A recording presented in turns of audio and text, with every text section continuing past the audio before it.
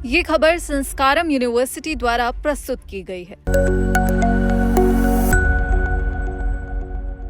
नेपाल में रसुआ की भोटे कोशी नदी में आए बाढ़ ने भीषण तबाही मचाई है, जिसमें सैकड़ों जिंदगियां चली गईं और हजारों लोग बेघर हो चुके हैं। इस राष्ट्रीय आपदा के बीच राहत कार्यों में किसी भी प्रकार की वित्तीय धांधली और अराजकता को रोकने के लिए नेपाल सरकार ने अब वन डोर पॉलिसी लागू कर दी है, जिसके तहत देश विदेश से आने वाली हर तरह की नगद और सामग्री सहायता केवल एक तयशुदा सरकारी चैनल के जरिए ही पीड़ितों तक पहुंचाई जा रही है। आपदा के संकट काल में राहत वितरण को पारदर्शी, त्वरित और व्यवस्थित बनाने के लिए उठाया गया ये एक बेहद कड़ा और अहम प्रशासनिक कदम माना जा रहा है। नेपाली वित्त मंत्रालय के अनुसार ये नियम उन सभी व्यक्तियों, प्राइवेट सेक्टर दाताओं और अंतर्राष्ट्रीय संगठनों पर लागू होता है जो प्रधानमंत्री आपदा राहत कोष में नकद या सामान के रूप में मदद देना चाहते हैं। सरकार ने वित्तीय अनियमितताओं को रोकने और ये सुनिश्चित करने के लिए ये कदम उठाया है कि राहत सामग्री बिना किसी देरी के सीधे जरूरतमंदों तक पहुंचे। इस सवाल का जवाब यह है कि दानदाता केवल नकद ही नहीं बल्कि सामग्री भी दान कर सकते हैं।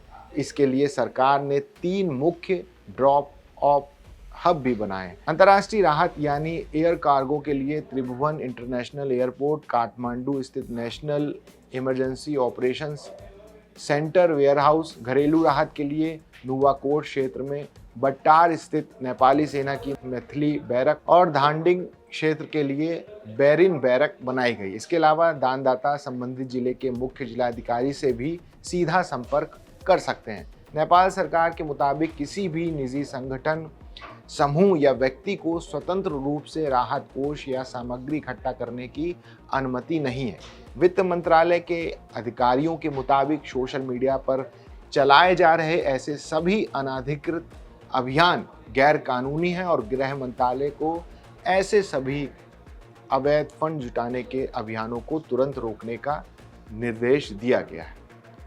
संग्रह की कई सहायता को पीड़ितों तक निष्पक्ष रूप से पहुंचाने के लिए सरकार ने एक एकीकृत वितरण प्रणाली बनाई है, जिसमें सिविल प्रशासन, नेपाली सेना, नेपाल पुलिस और स्थानीय और प्रांतीय सरकारों को शामिल किया गया ताकि कोई भी पीड़ित अछूता न रहे। नेपाल सरकार के मुताबिक दान की राशि या सामग्री की मात्रा पर कोई पाबंदी नहीं है और आप अपनी इच्छा व क्षमता अनुसार किसी भी प्रकार का दान कर सकते हैं। नेपाल में IBAN फॉर्मेट का उपयोग नहीं होता, इसलिए विदेशी दानदाताओं को अपने बैंक को लाभार्थी बैंक का स्विफ्ट कोड, खाता नाम और खाता संख्या देनी होगी।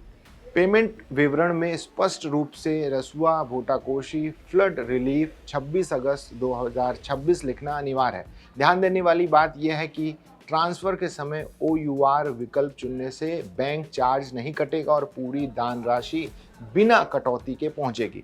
ये पॉलिसी आपदा की इस घड़ी में राहत कार्यों को व्यवस्थित और भ्रष्टाचार मुक्त बनाने का एक सख्त कदम है। तो ये थी नेपाल की वन डोर पॉलिसी और बाढ़ राहत से जुड़ी पूरी जानकारी। आपको ये जानकारी कैसी लगी कमेंट करके ज़रूर बताइएगा। बाकी देश दुनिया की तमाम बड़ी खबरों के लिए देखते रहिए दैनिक जागरण।